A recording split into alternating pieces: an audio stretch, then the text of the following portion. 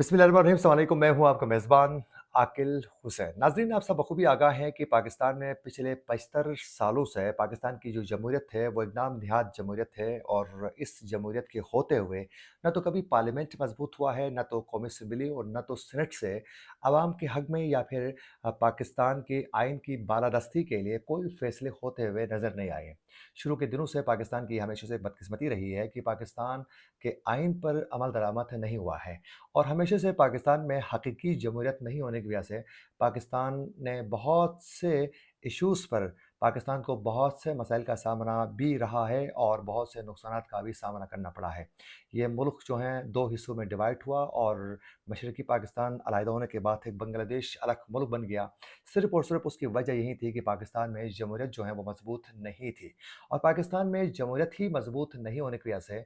पाकिस्तान जो है वो कई आज भी मुश्किलात का सामना कर रहा है। शुरू में भी आप सब बखूबी आगाह हैं कि पाकिस्तान में डिक्टेटरशिप ही कायम रहने की वजह से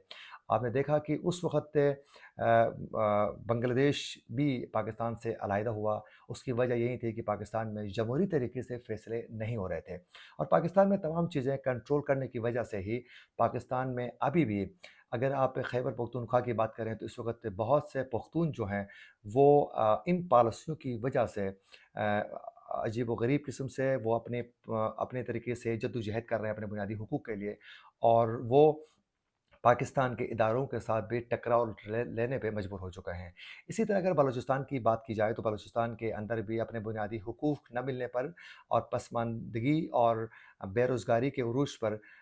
वहाँ के जो नौजवान हैं वो बहुत ज़्यादा मायूस होने की वजह से बलूचिस्तान के अंदर भी अलहदगी की तहरीकें जो हैं वो बहुत ज़्यादा शिद्दत के साथ इस वक़्त भी जारी हैं, और कई वहाँ के बलूचिस्तान के जो जवान हैं वो पहाड़ों में निकल कर हथियार उठाकर जंग करने पर मजबूर हो चुके हैं, और उसकी वजह से आज भी बलूचिस्तान पूरे दुनिया में मशहूर है, और बलूचिस्तान के लोग मुल्क से बाहर भी फ्री बलूचिस्तान के लिए आवाज़ बुलंद करते हैं। और जबकि इस वक्त जो है खैबर पख्तूनख्वा के अंदर भी बहुत से बिलखुसूस पीडीएम के जो जवान हैं, जिसमें मंजूर पश्तीन हैं और दीगर जो उसके साथी हैं, वो भी अपने बुनियादी हुकूक के लिए इदारों के ख़िलाफ़ खुल के बात करते हैं। इसी तरह ये आवाज़ें मुख्तलिफ़ जगहों से आना शुरू हो चुकी हैं, जिसमें गिलगित बल्तिस्तान भी है और उसके अलावा आज़ाद कश्मीर भी है। वहाँ के लोगों के लिए भी बुनियादी हुकूक पिछले 75 सालों से नहीं मिले। आप मिसाल ले लें गिलगित बल्तिस्तान की ही, तो पिछले 75 सालों से पाकिस्तान के साथ गिलगित बल्तिस्तान एक मुतनाज़ा ख़ित्ता होने के बावजूद भी साथ है,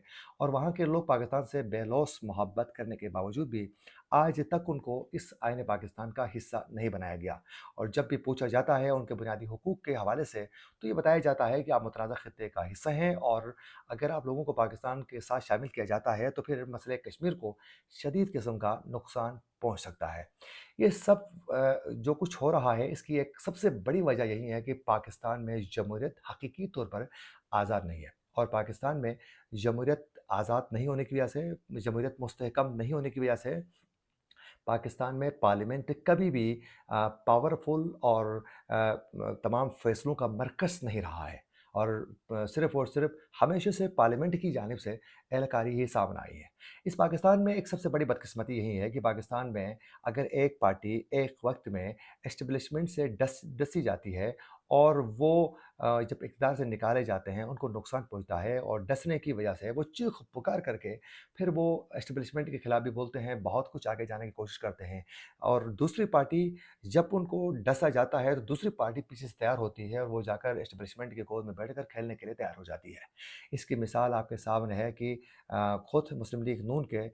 जो कायद थे नवाज़ शरीफ 3 बार वज़ीर-ए-आज़म रह चुके हैं, और 3 बार इनको पूरा टेन्योर मुकम्मल नहीं करने दिया गया, और जब भी उनको इक़्तिदार से निकाला गया तो उन्होंने चीखो-पुकार किया कि मुझे क्यों निकाला गया है, और जब दोबारा इक़्तिदार में आना हुआ तो फिर एस्टेब्लिशमेंट के साथ उन्होंने बाकायदा एक तमाम चीज़ें तय करने के बाद जो हैं वो डील के ज़रिए जो है वो इक़्तिदार में आने में कामयाब हो जाते हैं। इसी तरह अगर देखा जाए तो ज़ुल्फ़िकार अली भुट्टो से लेकर बेनज़ीर भुट्टो शहीद तक की अगर बात की जाए तो उनको भी इक़्तिदार में रहना नहीं दिया दिया गया, और फिर किस तरह बेदर्दी के साथ ज़ुल्फ़िकार अली भुट्टो जो एक अवामी लीडर था उसको शहीद किया गया। اور پھر اس کے بعد جو ہے جنرل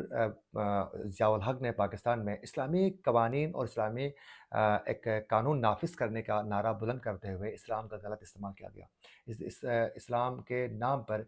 کئی غیر قانونی اقدامات اٹھائے جا چکے تھے، اور جب بھی پاکستان میں کچھ کرنا ہو تو پھر جو ہی اسلام کا نام استعمال کیا جاتا ہے، اور وہ سب کچھ کیا جاتا ہے وہ جو کرنا چاہتے ہیں اس کے لیے پاکستان کے چند جو نام نہاد جو علماء ہوتے ہیں وہ بھی اس کا حصہ بن جاتے ہیں، اور ان کے گٹھ جوڑ سے تمام چیزیں آگے بڑھائی جاتی ہے۔ تو یوں اس کے بعد پرویز مشرف کی آپ بات کریں، انہوں نے آئین کی وائلیشن کی، اور پھر اس کے بعد جو ہیں آہستہ آہستہ آپ آگے چلے جائیں تو پھر یوں پرویز مشرف کے بعد پاکستان میں ڈکٹیٹرشپ تو قائم نہیں کی گئی، لیکن سائلنٹ موڈ میں پاکستان میں آمرانہ قانون ہی رہا۔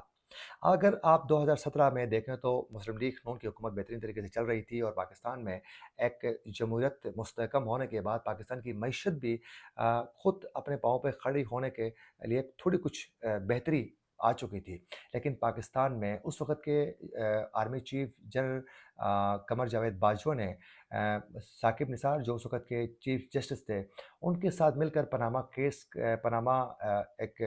کیس جو سامنے آ چکا تھا اس کا بہانہ بنا کر اس وقت کے وزیر اعظم نواز شریف کو اقتدار سے باہر نکالا گیا، اور اس وقت عمران خان فوری طور پر اسٹیبلشمنٹ کی گود میں جا کے بیٹھ گئے، اور یوں اس کے بعد ان کو اقتدار میں لایا گیا۔ اور ان کو اقتدار میں لانے کے بعد عمران خان کی جانب سے کہا گیا کہ میری فورن پالیسی کو مضبوط بنانے میں باجوہ کا بڑا ہاتھ ہے، پاکستان میں معیشت مضبوط کرنے میں باجوہ کا بڑا ہاتھ ہے، پاکستان میں قانون سازی کے لیے باجوہ کا بڑا ہاتھ ہے، کورونا سے باہر نکالنے میں باجوہ کا بڑا کردار ہے۔ یوں عمران خان کی طرف سے بار بار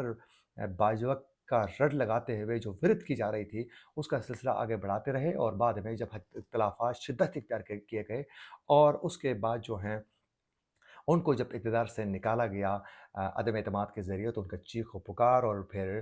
جمہوریت کا خطرے پہ ہونا، اور پھر آئین و قانون کی وائلیشن ہونا، انسانی حقوق کی پامالی، تمام چیزیں عمران خان کو یاد ضرور آ گئی، لیکن وہ بھول گئے کہ جس طرح وہ ان اسٹیبلشمنٹ کے ہی بیساکھیوں پر وہ جو اقتدار میں آئے تھے وہ بھول گئے۔ لیکن بعد میں ہم نے دیکھا کہ نواز شریف کی جانب سے ووٹ کو عزت دو کے نعرے کے ساتھ انہوں نے اسٹیبلشمنٹ کے کردار کے حوالے سے وہ ایک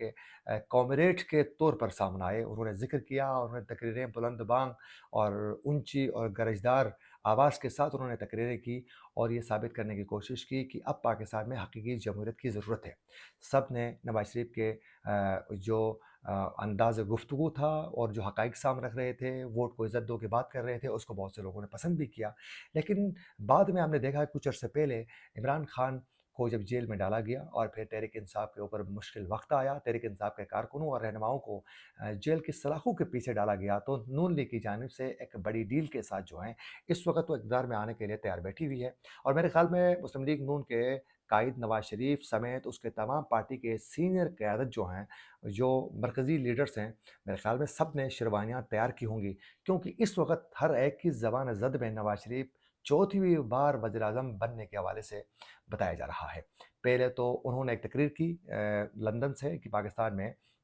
6 سے 7 کرداروں کو بے نقاب کرنے کے حوالے سے ذکر کیا۔ سابق army chief general Qamar Javed Bajwa, انہوں نے ذکر کیا سابق چیف جسٹس ثاقب نثار کی،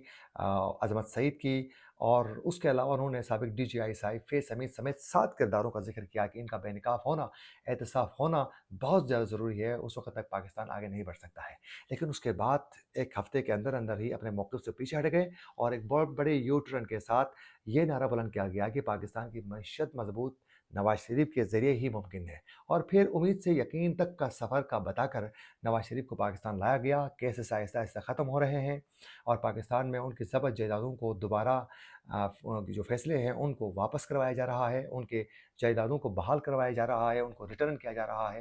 اور یوں بہت سی سیاسی جماعتوں کو نون لیگ کے ساتھ جوڑا جاتا ہے، جس میں ایم کیو ایم اور باپ پارٹی کے ساتھ ساتھ مسلم لیگ فنکشنل بھی اب اس کا حصہ بن چکی ہے۔ لیکن اصل پوائنٹ جس کی طرف میں لانا چاہ رہا تھا وہ یہ تھا کہ آج سینٹ آپ پاکستان سے آرمی ایکٹ میں ترمیم سے متعلق سپریم کورٹ کے فیصلے کے خلاف ایک قرارداد جو ہے باقاعدہ منظور کی جا چکی ہے۔ سپریم کورٹ کے فیصلے کے خلاف آج جو قرارداد منظور ہو چکی ہے، یہ قرارداد سینیٹر دلاور خان نے ایوان میں پیش کی۔ سینٹ نے سپریم کورٹ کے فیصلے کے خلاف یہ قرارداد قرارداد کثرت رائے سے باقاعدہ منظور کر لی ہے، لیکن اس قرارداد میں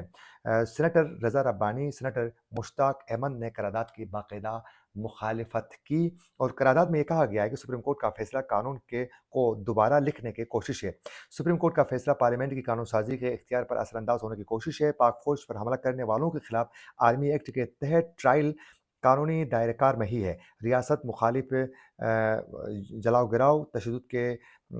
کے جو ملزمان ہیں ان کے خلاف آرمی ایکٹ کے تحت ہی ٹرائل کر کے ایسے واقعات کو روکا جا سکتا ہے۔ اور قرارداد میں کہا گیا ہے کہ سینٹ شہدا کے خاندانوں کے ساتھ کھڑی ہے۔ شہدا کے لواحقین نے اس عملے پر عدم اعتماد اور غداری کے احساسات کا اظہار کیا ہے۔ خدشات ہیں کہ ملٹری کورٹس ٹرائل کی عدم موجودگی میں دہشت گردی کی حوصلہ افزائی ہوگی، اور سپریم کورٹ کا فیصلہ مسلح افواج اور سویلین کے شہدا کی قربانیوں کو رائیگاں کرتا ہے۔ ملٹری کورٹس نے دہشت گردی کو ختم کرنے میں اہم کردار ادا کیا ہے۔ یوں اس میں بہت سی باتیں کی گئی ہیں۔ اب یہ سمجھ میں نہیں آتا ہے کہ پاکستان میں اپنے سیاسی مقاصد کے وصول کے لیے آپ لوگ اگر ملٹری کورٹس کا کہتے ہیں تو کل کو اس کی جگہ میں آپ ہی ہو سکتے ہیں، کل کو آپ کے سیاسی کارکن بھی اس کی زد میں آ سکتے ہیں، تو اس وقت آپ کیا کہیں گے؟ اس میں کوئی دو رائے نہیں ہے کہ جو ملک کی سالمیت کے خلاف یا پھر ملک میں دہشت گردی میں مرتکب جو دہشت گرد ہوتے ہیں ان کا ملٹری کورٹس کے ذریعے سخت سے سخت سزا ان کو ملنا چاہیے، اس میں کوئی دو رائے نہیں ہے۔ لیکن سیاسی ورکروں کی چند چھوٹی غلطیوں کی وجہ سے اگر ان کو نشان عبرت بنانے کے لیے ملٹری کورٹس میں اور انتقامی کارروائیوں کے ساتھ سخت سے سخت سزاؤں کے ذریعے نشان عبرت بنایا جاتا ہے، اور جمہوری سوچ اور پھر پاکستان میں سیاسی جدوجہد اور جو جمہوری سوچ ہوتی ہے وہ روکنے کے لیے، اس پر قدغن لگانے کے لیے، ایک خوف و ہراس پھیلانے کے لیے اگر کارروائیاں کی جاتی ہیں ملٹری کورٹس کے ذریعے، تو کس طرح پاکستان میں بہتر ہو سکتی ہے؟ آج آپ تحریک انصاف کے کارکنوں کے اوپر اگر ملٹری کورٹس کا ڈیمانڈ کرتے ہیں تو کل آپ کی سیاسی جماعت بھی اس کا حصہ ہو سکتی ہے۔ ہاں، جس نے قانون ہاتھ میں لیا ہے اس کے خلاف قانونی کارروائی ضرور ہونی چاہیے، لیکن اس کارروائی کے نام پر ایسا نہ ہو کہ جو بے گناہ ہیں ان کو بھی سزائیں دی جائیں۔ اسی کے ساتھ اپنے میزبان عاقل حسین کو دیجیے اجازت۔ اللہ نگہبان۔